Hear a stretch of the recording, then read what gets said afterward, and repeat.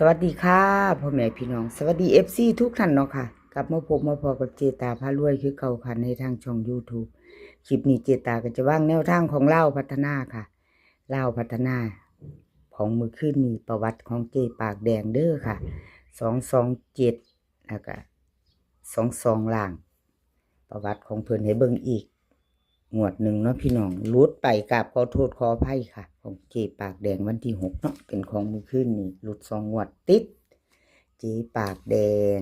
เจปากแดงมือแรงไปตัวเด้อเจ้ารุด2งวดติดแล้วเด้อค่ะเลขกระตองเนาะพี่น้องเลขเบิ้ลเอามาต่อใหม่ค่ะกับเจปากแดงมือแรงวันที่7เลขทุกตัวมาวางเพื่อเป็นแนวทางโปรดใช้วิจารณญาณในการรับชมเป็นอย่างสูงค่ะรับชมรับฟังเป็นเพียงแนวทางเนาะค่ะมาต่อกันมือแรงนี้กับเจปากแดงเล่าพัฒนาดินค่ะ3กับ9 2ตัว4หาง3534 9392เบิ้ลค่ะ3399 3ตัว2หางค่ะ339992เด่น3กับ9เด้อค่ะเน้น93กับ92 3ตัวค่ะเน้นหางเดียว339ใครจะไปโตกับจีปากแดงมือแรงพี่น้อง2 ทุ่มครึ่งแจมือใหม่เนาะก็แคปหน้าจอไว้ค่ะคลิปนี้ก็จะมี7เซียนดังค่ะเจ๊ปากแดงเซียนอุบลรับสายด่วนดาภาพปังอเพชรล็อกเทียนทะเลตาบรรทัดค่ะอ่านสื่อแล้วเด้อค่ะพี่น้องของเซียนอาจจะตามของผู้ใดก็มาพิจารณาไปน้ำกันค่ะเป็นเพียงแนวทางเนาะรับชมรับฟังเนาะค่ะพี่น้องหลุดไปขอโทษขออภัยกราบขอบคุญขอบคุณเจปากแดงหลายๆเด้อค่ะที่ให้แนวทางมาวางทางช่องของเจตาด้วยดีเสมอมาเนาะค่ะนี่ก็เซียนอุบลก็รุดไปเด้อค่ะเซียนอุบล227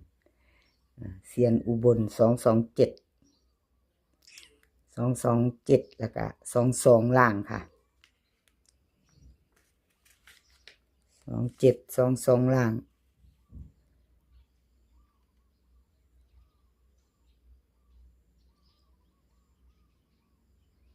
22722ล่างรูดไปถึงเด่นถึง2ตูเนาะวันที่3มาอยู่ค่ะ9ตูนึงมาไปต่อกับเซียนอุบลมือแรงค่ะ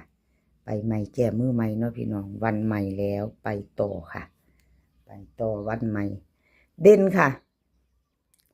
เด่นเพิ่นให้มา3กับ8 2ตัวค่ะ3หาง383981เบิ้ลค่ะ3ตัว3หาง338381เด่นค่ะ3กับ8เน้น38หางเดียวเด้อค่ะของเพิ่นมี3หางเนาะเน้น38ค่ะ3ตัวเน้น338ค่ะเซียนอุบลคนโกใครจะต่อกับเพิ่นแคปหน้าจอค่ะ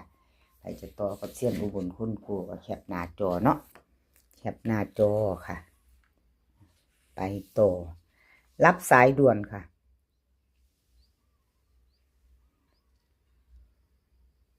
รับสายด่วน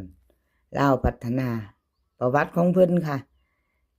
เมื่อคืนนี้รุดไปพี่น้องวันที่6วันจันทร์วันที่3เป็นวันศุกร์ก่อนเข้ามาโตหนึ่งเนาะดินของเพิ่นเจ๊ตาให้เบิ่งประวัติ2งวดเด้อค่ะแต่ละเซียนก็มี2งวดเนาะมาเบิ่งมื้อแรงค่ะวันที่7เป็นวันอังคารเนาะของรับสายด่วนลาวพัฒนาค่ะเด่นเพิ่นให้มา4กับ6 2ตัว4หางค่ะ4342 9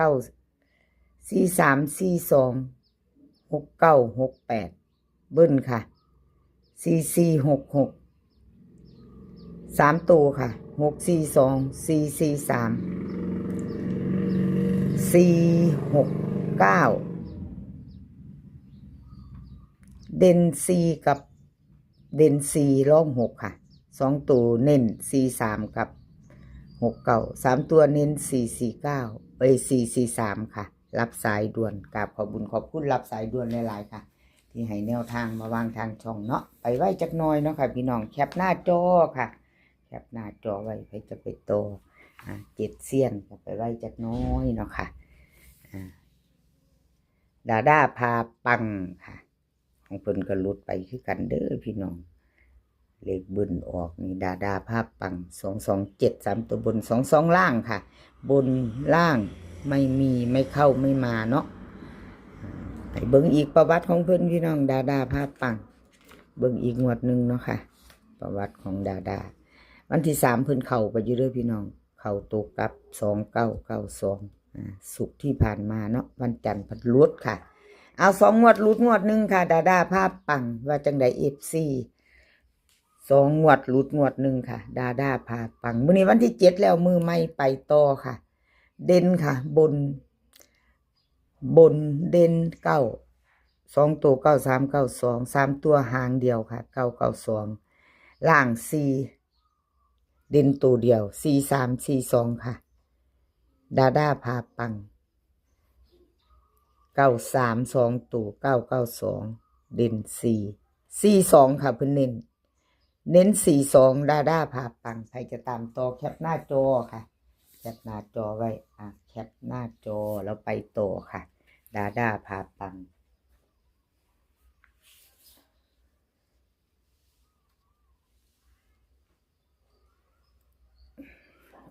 เพชรค่ะเพชรก็หลุดไปคือกันเด้อค่ะพี่น้อง22722ล่างเพชรใครจะไปต่อแคปหน้าจอเนาะค่ะแคปหน้าจอไว้มื้อนี้วันที่7แล้วรุดไปก็กราบขอโทษขออภัย FC แทนเพิ่นเนาะค่ะ2 งวดติดเลยค่ะเพชรหลุดแล้วหลุดเลยเนาะค่ะประวัติ2 งวดมือใหม่มือนี้เตรียมแคปหน้าจอค่ะพี่น้องใครจะไปต่อแจมือใหม่กับเพชรเนาะมือแรกมี2 ทุ่มครึ่งแล้วพัฒนาเด่นเพิ่นให้มากค่ะ3 กับ 8 2 ตัว4 หางค่ะ3 4 3 5 8 6 8 5เบิ้ล33 กับ 88 3 ตัว3 8 5 8 3 4เด่นค่ะ3 กับ 8 2 ตัวค่ะ3 4 กับ 8 5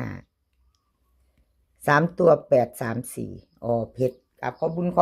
พชรหลายๆค่ะที่ให้แนวทางมาว่างทางช่องของเจตาเนาะเราขาดบ่ได้คือ FC ผู้เขามาคอมเมนต์มากดไลค์กดแชร์เจตาบ่ว่าจะเป็น FC เก่า FC ใหม่ค่ะกับขอบคุณหลายๆค่ะเอาต่อไป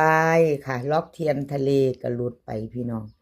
227 3 ตัวบน22ล่างวันที่6มื้อคืนที่ผ่านมาเนาะ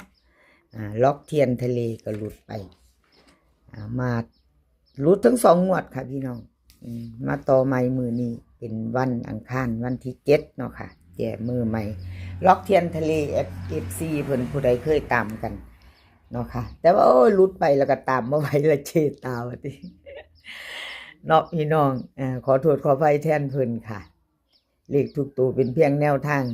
พิจารณญาณในการรับชมเนาะค่ะพี่น้องเด่นค่ะเด่น6 กับ 4 2 ตัว4 หาง6 4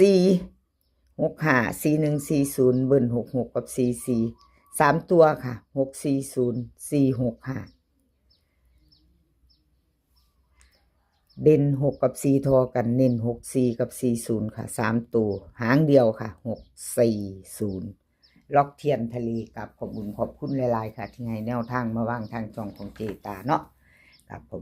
คุณหลายๆไปต่อค่ะมาต่อด้วยตาบรรทัดของตาบรรทัดนี่ก็ลุดเนาะพี่น้องขอโทษขออภัยแทนตาบรรทัดเด้อค่ะล่างบนเป็นบนล่างเป็นล่างค่ะของเพิ่นเพิ่นเปลี่ยนสูตรใหม่มาสั่นวันที่3เข้าไปอยู่3ล่างเพิ่นเน้นเนาะพี่น้อง3ล่าง2 ตัวมา1 ตัวค่ะ2 งวด2 ตัวลุด2 งวดค่ะพี่น้องตาบรรทัดเอามาต่อไม้มือนี้ค่ะเจตาเป็นกำลังใจให้เด้อค่ะกับขอบคุณตาบรรทัดหลายๆที่ให้แนวทางมาว่างทางช่องของเจตาครับขอบคุณเป็นอย่างสูงค่ะเอาตาบรรทัดลาวพัฒนาเด่นค่ะบน5เด่น5ตัวเดียว 2 ตัว5456 3 ตัวค่ะ456 554ล่างค่ะล่าง0ตัวเดียว2 ตัว010254เด่นเน้น3 ตัวหางเดียว45601ค่ะเพิ่นเน้นล่างบนเป็นบนล่างเป็นล่างเนาะค่ะสูตรนี้ของตาบรรทัดสูตรใหม่ของเพิ่นใครจะตามต่อแคปหน้าจอค่ะ FC ตาบรรทัดแคปหน้าจอถ้าใครจะไปต่อเนาะมื้อนี้ขอให้พี่น้องโชคดีกับเราพัฒนามื้อแรง2 ทุ่มครึ่งค่ะขอให้มีความสุขสุขภาพร่างกายแข็งแรงมื้อนี้สุขภาพร่างกายแข็งแรงเดินทางไปไสขอให้ปลอดภัยเดินทางไปขอให้มีโชคค่ะกลับมาขอให้มีชัยคลิปหน้าพอกันใหม่คลิปนี้ก็สวัสดีค่ะ